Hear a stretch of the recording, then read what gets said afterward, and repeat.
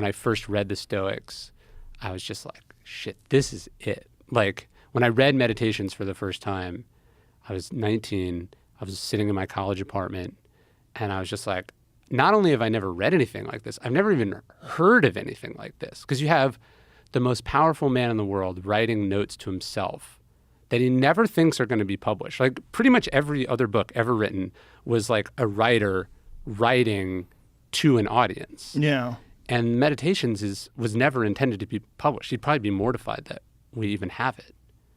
And so it was just a kind of philosophy and a way of thinking that I hadn't heard in any school, in any class from any adult in my life.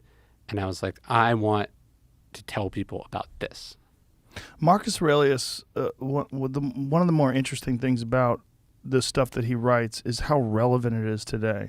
Like when you read it, you wouldn't imagine that this is being written by a man. Like how many years ago was that?